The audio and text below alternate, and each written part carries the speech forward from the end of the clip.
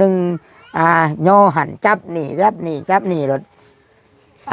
เห็นคุณงามความดีของเพิ่นเนาะฮักก็สิได้มอบเงินให้มันก็บ่หลายเด้อเกินเด้อให้แบ่งกันกับลุงเฉิดเนาะ1,000ขอบใจหลายๆที่มาช่วยกัน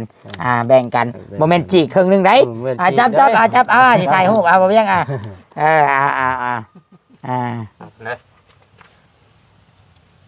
คำลาได้แม่นบ่ได้มื้อนั้นน่ะได้แล้วคำลาน่ะได้หลายเทื่อแล้วพี่น้อง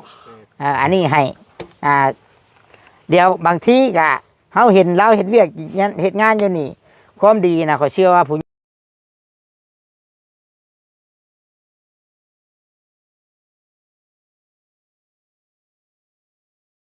เอาสบายดีคำลาสบายดีเด้อเบิดทุกคน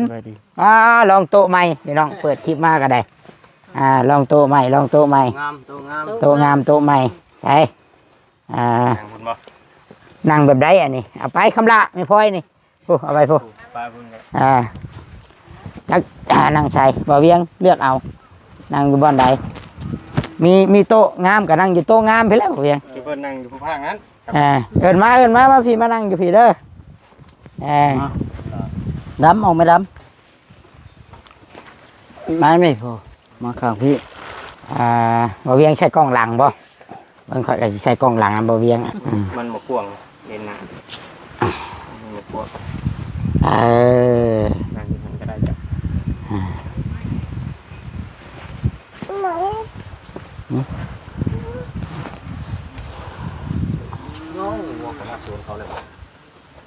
งัวไผ่งัวตัวลุงเฉิดบ่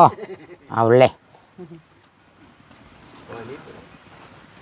ใช้ไอ้กึ่นเด้สิเดี๋ยวพี่น้องเด้บ่ยังบ่ลงนั่งตั้งไม้บ่นั่งที่พี่เจ้าก็มานั่งพี่มันยังเห็นเด้ได้กับบ่เวียงมานั่งนี้นำกันเมื่อยเด้เห็นอยู่บ่สบายดีพี่น้องสบายดี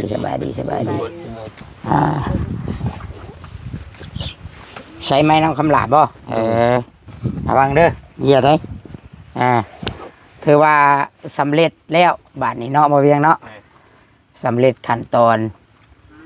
ตั้งเสาเทคานพี่น้องเลย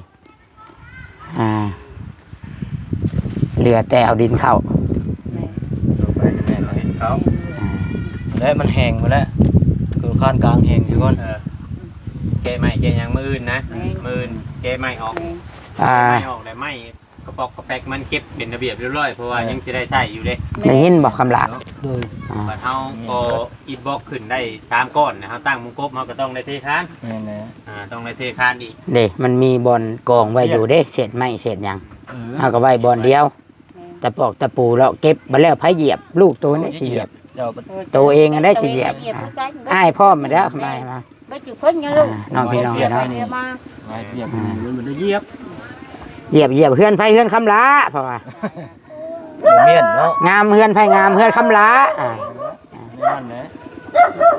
มันแบบนั่นได้พี่น้องเลยเนาะดีใจทางเฮากะแล้วก็เชื่อว่า FC แล้วก็ผู้ใหญ่ทุกท่านพี่น้องเลยที่เพิ่นเบิดเงินเบิดคำทุ่มเทให้เอาเลยเข้ามาตัวนั้นมันก็มานำเนาะมาหน่อยมานอนอยู่กับหลาพี่ไปน้ำมันลื่นไงมันลื่นกับคนล่ะมันลื่นกับแถวคำลาเลยคำลาแบบมาแบบคำลากินเท่าให้มันรู้มาเลยเมื่อไหร่คือว่าตั้งแต่มือแรกที่ก้าวเข้ามาพี่น้องเลยเนาะคุณงามความดีของป้าเฉิดกับลุงเฉิดก็ยังบ่เปลี่ยนแปลงก็ยังมีให้เห็นคือเก่าคอยบอกคอยสอนคอยเตือนคอยซอยอยู่เคียงข้างคำหลาพ่อตัวชิดชีว่าอย่างชี่ถาว่าคำหลาบ่มีสองผัวเมียนี้ซ้ำพ่อซ้ำแม่เจิดไปคือเบาแล้วพี่น้องขาดแล้วเสือกขาดไปแล้วคอยบอกรถทำมาเบาก็ได้ทำบะลำพังเราเองนะคอยสังเกตเบิ่งนะก็ยังมี2คนนี่คอยประคองให้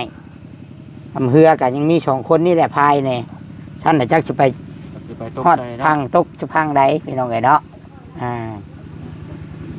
นั่นจังว่าคำลาต้อง มีผู้ใหญ่ใจดีมาช่วยพร้อม อืม แต่ก็ทั้งพวกลูกพวกเจ้าพร้อมอย่างว่าพ่อใหญ่คำลาเมืองตาอาปากได้นี่เลย เพราะฉะนั้นแล้วหน้าที่ของคำลาผู้ใหญ่อยากเพิ่มเติม เพิ่มเติม หน้าที่เจ้ามีแต่เจ้าต้องเป็นคนหูผู้ดี ให้พ่อให้แม่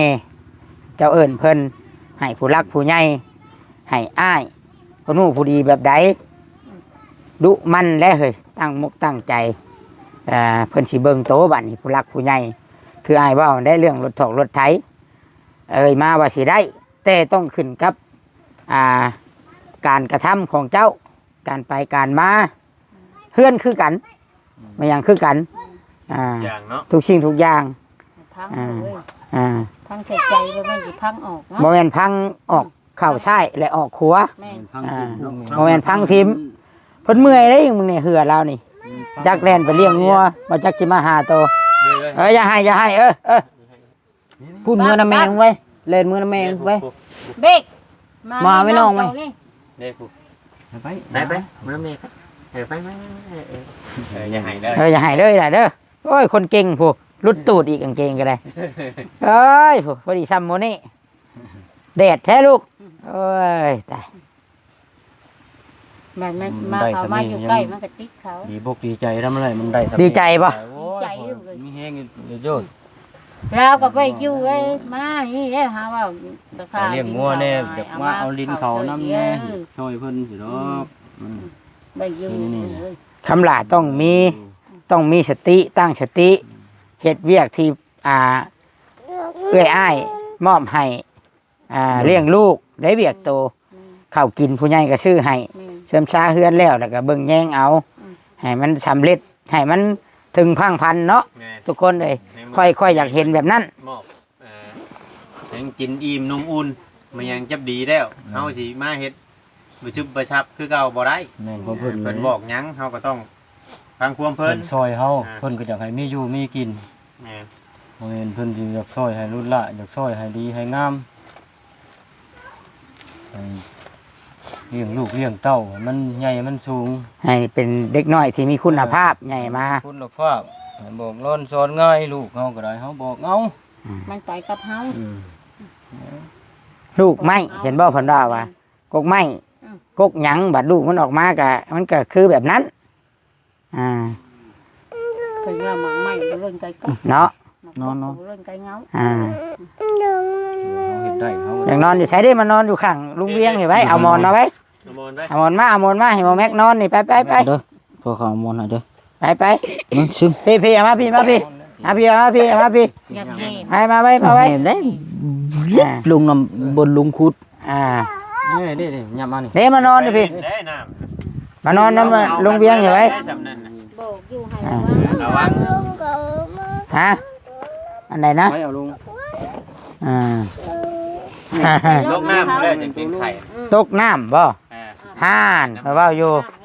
แต่ได้ยินแต่ชื่อแล้ว เอ้ย เอากัน เอาคักแน่ไรเหลือแต่ชื่อไรข่อยเว้า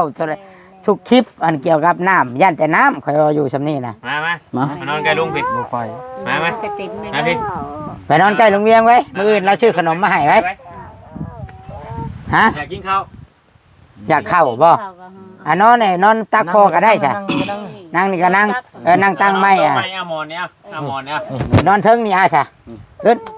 ผักกา ขึ้นนอนรถได้นอนน้ำก็ได้ นอนรถ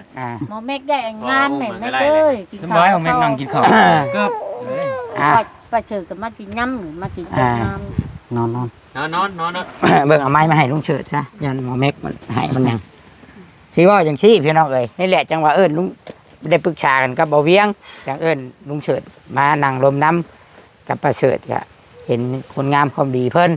แล้วก็ผู้รักผู้ใหญ่ก็มอบหมายให้ทางตุสิตนี่แหละแล้วก็ได้เบาเวียงเป็นที่ปรึกษาตุสิตก็ได้เนาะปรึกษากันทุกเรื่องเงินเรื่องคำอย่างต่างๆก็ถือว่าเห็นดีเห็นพร้อมตุสิตกับเบาเวียงนี่ก็ที่มีรางวัลที่ว่าแม่ประเสริฐกับลุงครับพอประเสริฐนี่แหละเนาะเพิ่น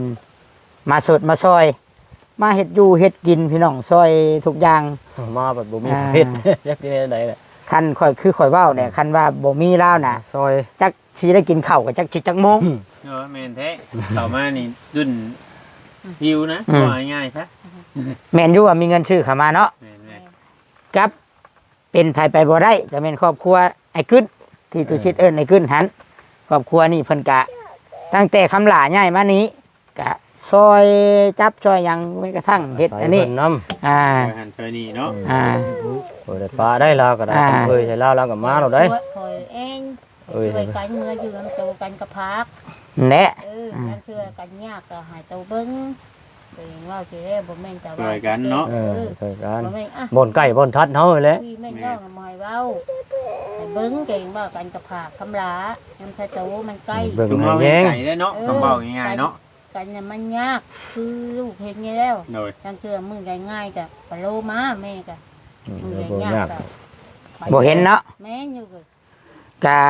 สิได้มอบเงินให้เพิ่นพี่น้องชดซอย เป็นกำลังใจให้คุณงามความดี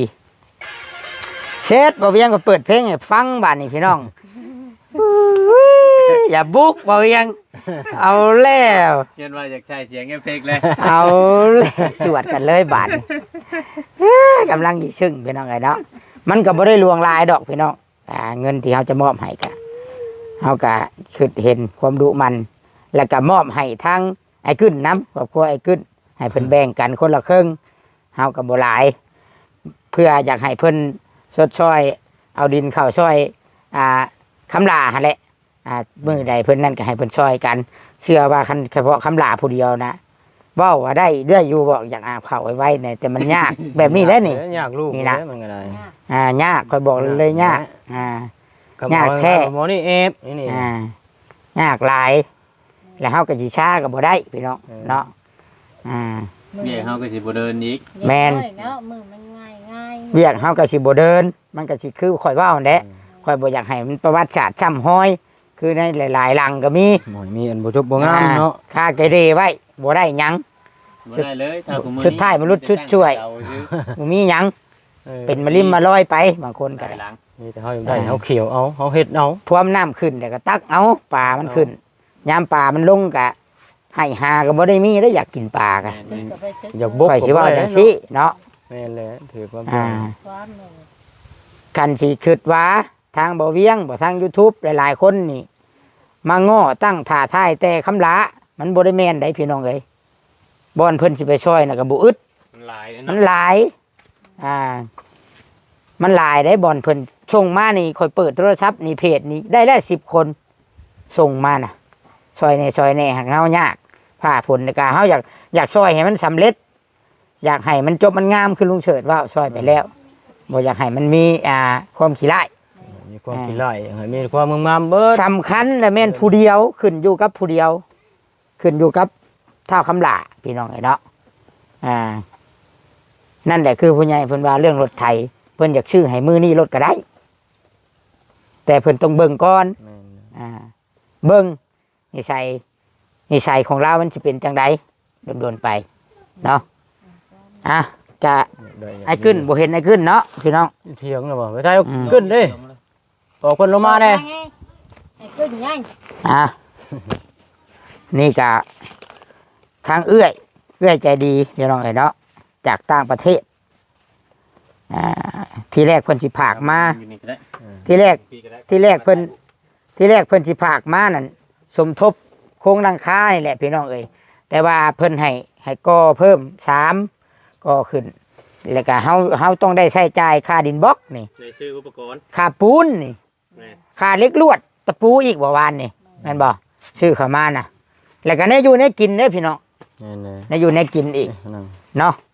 และเอื้อยเพิ่นให้ได้นั่งรถนั่งในรถเอื้อยเพิ่นให้อันตุสิตจัดแจงเรื่องเงินเรื่องค้ำก็เลยประชุมกันกับบ่เวียงเห็นเรา2 คนนี่มาซอยเบิดผัวเบิดเมียเนี่ยพี่น้องกันเนาะซอยผู้หนึงเฮ็ดกินผู้หนึงย่อหั่นจับนี่รถเห็นคุณงามความดีของเพิ่นเนาะฮักก็สิได้มอบเงินให้มันก็บ่หลายเด้อเกินเด้อให้แบ่งกันกับลุงเฉิดเนาะ1,000ขอบใจหลายๆที่มาซอยกันแบ่งกันบ่แม่นจีครึ่งนึงได้จับสิถ่ายรูปบ่เวียงนะ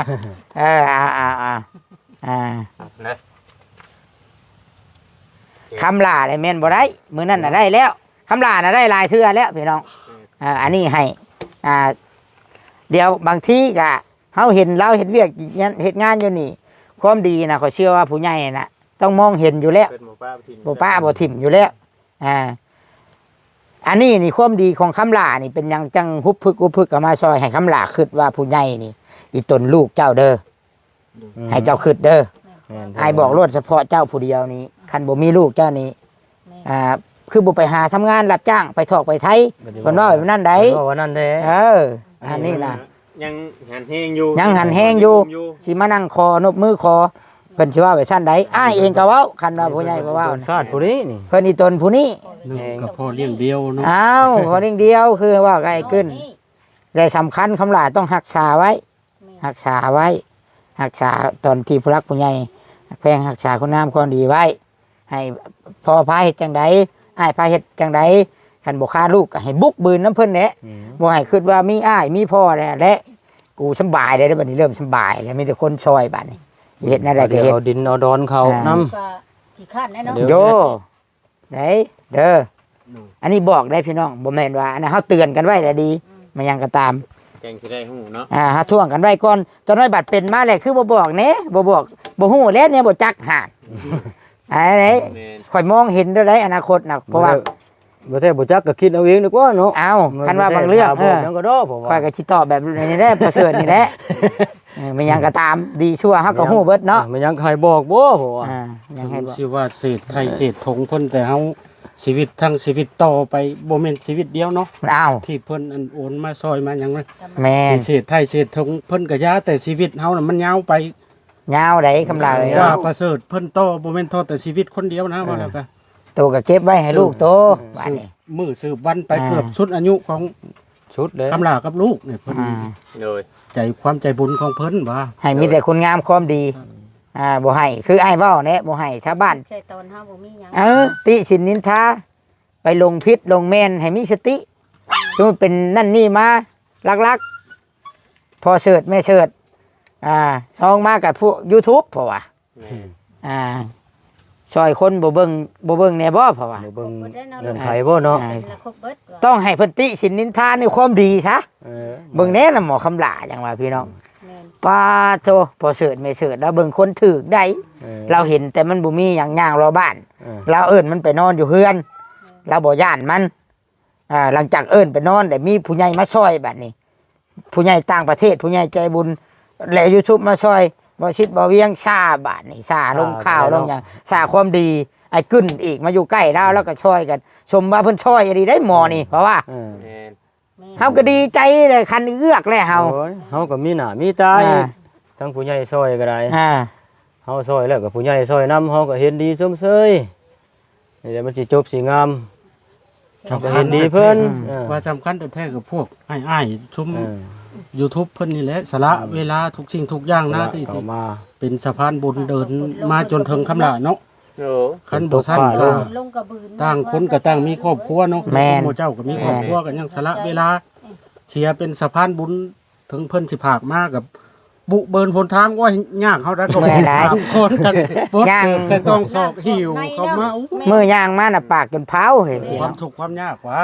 มือย่างมาน่ะปากจนเผา คือเฮา คันว่าพี่น้องกับบ่แม่นญาติกับบ่แม่นคือซุม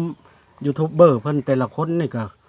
เอาลูกเอาเมียมานำกันมีบางเทื่อ บ่แทนเนาะ เออ โอ้ย เฮ็ด แล้ แร ว งเฮ็ดง่าย นั่นเนาะ ความทุกข์ความยาก เมียมา นะ นำลูก เว้าคัน YouTube กับพวกลูกบ่มากับ โอ้ยแซนเพิ่นสิพากมาเฮาได้คันบ่มีพวก อืม อ้ายๆอันยูทูบเบอร์เพิ่นมาเดิน อันนี้โอ้ย เป็นสะพานบุญเข้ามาให้ได้ฮอดพี่ก็คือสิยาก คือว่าอันใดคำลาเอ้ยถ้าเห็นบ่คักบ่แน่ อืม ขึ้นอยู่กับชุมอ้ายถ้าชุมอ้ายว่าโอ้ยบ่คักบ่แน่แล้วคำลานี่ย่างทางผิดเดินทางบ่แม่นแล้ว แม่น บ่แม่นว่าชุมมุดนะพี่น้องบ่แม่นว่าสิกันแกล้ง เนาะ ถ้าคำลาเป็นคนบ่ดีสิให้ย่องว่าคนดีนี่ข่อยเฮ็ดบ่ได้ บอกเผื่อไว้ บอกเพื่อไว้ แม่ก็ย่อ บ่ให้ คือกัน ให้เครียดกัน ถ้ามือใดมือหนึงเฮาถอนตัวออก ถ้าคำลาไปบ่สร้างงามบ่งาม และเฮาฮู้ได้ใดยกตัวอย่างว่าคนใกล้นี่แหละไอ้ขึ้นบ่แม่ประเสริฐพ่อเสริฐบ่ซิมบอกบ่ได้แล้วบ่พังความแล้วแต่ค่าได้ค่ามีนี่ ดงตัวเอง ลงตัวเองแด้ คือหลายๆเคสเนาะ อ่า มีมาแล้ว เว้ากับบ่พังแด้บ่แม่นแล้วอันบ่ซิดเอ้ยนี่ชุมอ้ายก็สิได้พังเพิ่นได้ก็สิเบิ่งตัวจริงอีกก็เบิ่งหยังก็เบิ่งคนใกล้ก่อนแล้วเนาะ แม่นเบิ่งคนใกล้ ข้อมูลของคนใกล้ก็บ่ฮู้หยังแหละ ให้เข้าหูคำหลาเนาะคำหลาเอ้ยให้เข้าได้ให้เข้าสมองเฮาพร้อม มีสติ ให้คิดว่าชุมอ้ายชุมแม่พ่อแม่นี่เว้านี่ถูกบ่หรือผิดให้คิดโตคิดเอาได้ตะกี้ย่างรอบ้านบัดนี้มีเป็นรักเป็นแรงได้เนาะพี่น้อง เฮือนมีชานเลยเนาะ เฮาบ่อยากให้คำหลากลับไปอยู่จุดนั้นอีก ห้องน้ำก็ได้ อ่า เฮือนก็ได้เข้ามาสิจ้อนเลยสิเลวเลย ชีวิตทั้งชีวิตก็ยังหา โอ้ย บ่ หา ได้ ยากเลย โทษกับมือเฮาก็บ่มีแต่ เพื่อหมอนี่สิใหญ่เนาะ ก็ อ่า เฮาเลี้ยงลูก คันบ่มีอัน ใหญ่ลูก เพิ่นเข้ามาช่วย นี่ ว่า เพิ่ นี่ น พ มาว ก ช่วยเฮาก็ อ้ายๆเข้ามาช่วยนี่ ดีใจแม่ ยาก ให้ทุนในเที่ยงได้คำหลากเอ้ยทุนเที่ยง มันสิเลว มีสติ มันสิเลวก่อนเฮือนบ่นี่อีกเฮ็ดน้ำหลัง เตือนไว้พี่น้องบ่แม่นว่าคำลายเพราะปัจจุบันนี่ก็โอเค พี่น้องแต่เตือนกันญาติได้มันมีแนวล่อตาล่อใจหลายแนวได้บัดเฮามีแล้วนะ แม่น ย่านน บ่มียังว่าอยากไปเฮ็ดก็บ่มี อืม อันนี้มีเด้นี่นั่นมีนี่นี่ เดี๋ยวเนาะ เอิ้นหยังเขาเพิ่นก็ซื้อมาให้กินแล้ว อ่า เพื่อนเพิ่นก็เฮ็ดให้แล้วเฮาอยากเฮ็ดได้เฮ็ดแล้ว อ่า โอ้โหเป็นแล้วนะ เขาเป็นอ่า เดี๋ยวสิบ่มาเขาเลี้ยงงัวบ่เลยเด้อ อ่า บ่กล้า เต็งก็บ่ได้มาได้เต็งก็มีแต่มอบให้การจัดตั้งแล้วแหละอันมีหยังผิดพลาดนะพี่น้อง เอาเผื่อไว้เนาะ ว่าเผื่อไว้ เผื่อไว้ ว่าเผื่อไว้บ่แม่นว่าเว้าให้ FC ว่าคำลาเป็นคนบ่ดี อืม เผื่อไว้ มันก็เห็นหลายๆทางมา สอนไว้ มีแล้วมีแล้วนะเคส มีแล้ว เอาช่วยมาน่ะ มันมีมาแล้ นี่ ว แล้วบ่ว่าแต่นั่นมีเบิ่น บัดมันปิดเลยเฮาแก้บ่ทัน คำลาก็ได้ยินแต่ว่าโทรมาหา อยากให้ไปช่วย มันก็ไปบ่ได้มันผิดพลาดไปเลย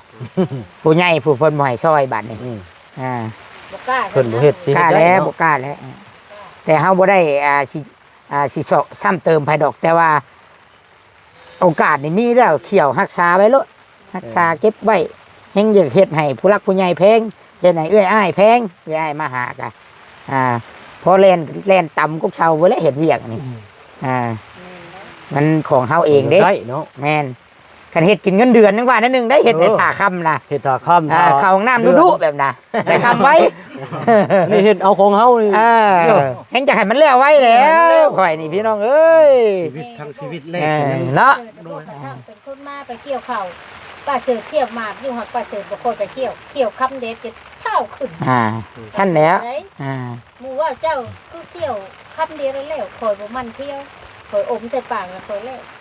แต่ถ้าเฮาผู้เบิ่งข้างนอกก็ยังน้ำตาตกน้ำ ดีใจน้ำบ่ ดีใจ น้อยเนาะ แต่มันบ่มีกำลังทรัพย์จำเพิ่นได้แต่ เบิ่ง แฮงเข้ามาซอยไว้นี่แล้ว คือไอ้กึ้นน่ะเพื่อเราสิได้เช่าเพื่อเราสิได้ดินบล็อกเราก็ได้เอาเงินชื่อเอาเด้เราขายดินชื่อ กับบิแบ่ง อ่า ตัวส่วนให้ ชั้นแล้ว บบนี้ อันนี้เรายังว่ามีมูลมีมังโตมูลมังก็บ่ได้มีได้ทำเว้ย ความแม่ก็บอกอยู่ดินเท่ากับมือยังบ่ได้ สมมุติว่ามีบุญเนาะเฮ็ดเฮือนแล้วมีรถไถเพอบ่มีนาบัดว่าบ่ได้มีบุญก็ได้ให้ได้นาก็มีให้มีนาเฮ็ดได้คำเฮาจบเจือ มันก็ไปเรื่อยๆไปชั้นแล้ว ต้องคิดให้มันไกลๆทำเลยชีวิตคนเฮานะคิดให้มันไกลๆทำมีโอกาสเลยก็ถือว่าชมเชยนะตอนนี้นะพี่น้องได้สิมอบอีกบาทนี้ใช่นี่ไอ้กึดบาทนี้ ต้องเอา 309 ก้อนบ่เบิ่ง เท่าไรอันคาดินบอก เจ้า 4,700 กะคันนั่นกันราคาเขาเดี๋ยวนี้เขามีแต่คันได้เงินเขาไปถอกเพิ่นไว้ทางแห่งเมื่อใดเพิ่นออกมาให้ เดี๋ยวเจ้าจะไปจ่ายเงินเพิ่นไว้ก่อน โดย เอาไม้ ทาง เอาไม้ แห่ง คอย มันง่ายแล้วก็เขาเอา เอาไม้ ขึ้น คอย300ก้อน ไล่เลยว่าล้านห้า เอาไม้อีก300 ล้านห้า ทางแห่งออกมาง่ายเมื่อใดเขาก็ออกมาส่ง ล้านห้าแสน ได้อยู่ ถ้าเอามันไกล ไว้ยาก ให้กายอีกได้นี่ที่จริง1,452,000เอาให้แล้วล้านห้าเลยพี่น้องยันว่าราคามันขึ้นก็ขึ้นหลายกันแล้วได้ตื้อไป คือจะบ่ขึ้นดอกเนาะราคาเดียวเนาะ จ่ายเป็นไว้เด้ มันได้ เพิ่นไว้ถ้าเอาเพิ่มแก้ออกมาให้ทางง่ายก็มันบ่นั่นเมื่อใดเพิ่นก็แก้มาให้ คิดว่าย่าน เอ้า ชุมชางชุมกับที่เพิ่นผู้ซอยอยากเลี้ยวไว้เลยท่านบอกเอ็นน้ำเบาคำลาว่าให้เพิ่นมายืมเอานี่ก่อนก็ได้ฮะว่าน้ำลูกแก้วก็เพื่อมัน ไอ้โทรมา นั่นเฮ็ดสิเข้ามาเนาะ พื่อเวียดเราก็เข้ามาบ่ได้แต่เฮาคนลาวยังได้ปลดเกิบได้ต้องสอง เด้อ ยอมแล้วเราสั้นคำเราบ่ยอมเราแห่งโทษถามด้วยเรื่องอุปกรณ์เอานั่นเอานี่ แม่น เราให้เอามาเฮ็ดก่อนโดยแต่ก็แต่ว่าเราฮู้สภาพทางแหละเราคอยนั่นน่ะ แล้ว แต่ ย่าน แต่ชุมเฮาเฮ็ดพกหลังอยู่เฮือนหมู่เฮือนลุงแก้วฮะเฮ็ดเฮือนน่ะเอาก่อนเลยบ่ได้ว่าอันนั้นพอแค่ว่าเฮ็ดมันทางง่ายได้นำ ถ่ายให้แน่บ่เวียงสิเอาไว้ลงแอปเขียว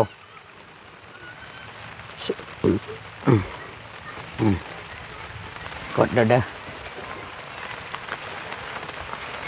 สบายดีทุกคนสบายดีหมู่เพื่อนทุกคนเนาะพ่อแม่ลุงป้า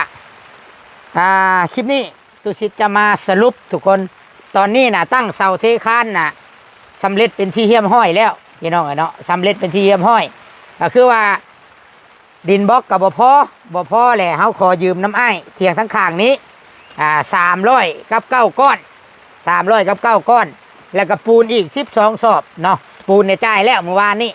เป็นเอื้อยใจดีจากต่างประเทศทุกคนเนาะเพิ่นที่จริงเพิ่นสิฝากมาว่าให้สมทบโครงหลังคาแต่ว่าทั้งลุ่มทั้งตีนมันแหละทั้งตีนมันทั้งลุ่มมันนี่มันขาดเคินเพิ่นก็เลยให้จัดแจงแบ่งปันใส่เนาะ1,000แม่น้ำจิตน้ำใจเอาให้ทั้ง2คนนี้แล้วกินนี่ให้เพิ่นเอาดินเขายังให้ซอยแต่คำว่าจ้างน่ะสำนั้นบ่ได้คุ้มเลยเฮือนบ่สูงนึงทุกคนเลยเนาะแล้ววันนี้นี่สิได้ใช้หนี้ให้เพิ่นค่าดินบล็อกคำลาไปยืม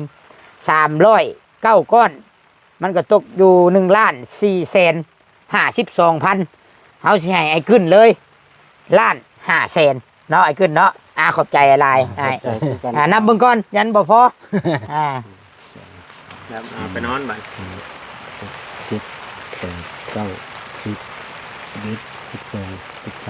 คือบ่ให้ลูกนอนอยู่นี่คำละมันจังเย็นอยู่เตียงนี่ฮ้อนได้แดดช่องนี่นะหั่นน่ะ เอามอนไป นี่แหละทุกคนชีวิตคำลาน่ะมีแต่ลูกจักสิเฮ็ดจะได้บ่นั่นก็แอบบ่นั่นก็กินข้าวแนวพอลูกอ่อนเนาะเลี้ยงลูกผู้เดียวคันมีเมียมีแม่มีหยังยังว่าเด้ เราก็เฮ็ดหยังก็บ่เป็นสิ้นเป็นอัน แม่นก็ขอแต่ว่าเราบ่ย่านเราย่างผิดทางแค่นั้นเองเรื่องว่าง่ายเรื่องหยังเรื่องหืดเรื่องยานี่แหละบ่อยากให้ใกล้เราก็บ่ได้ใกล้ดอกพี่น้องแต่ว่าให้ระวังมันย่านเฮาย่านนะเตือน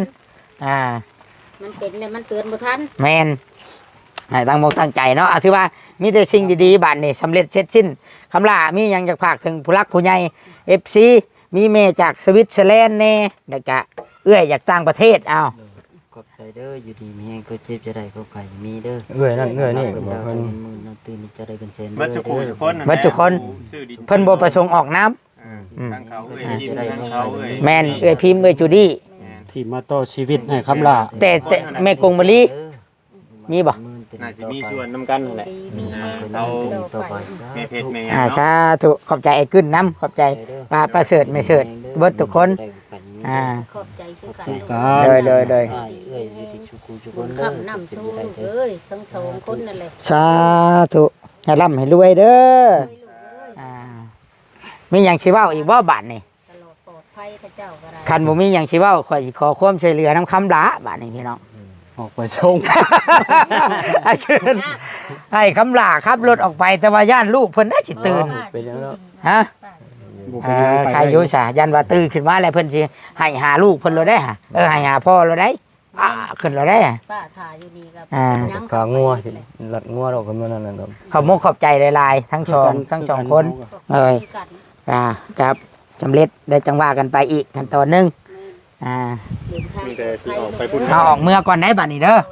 โดยสบายดีเจ้าก็ได้สู้ได้คำลาเด้อไป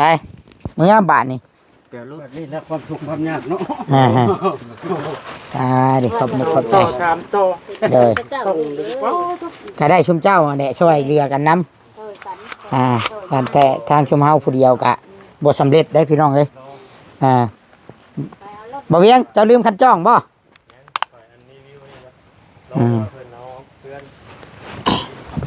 สำเร็จบาทนี้ทุกคนเอ้ย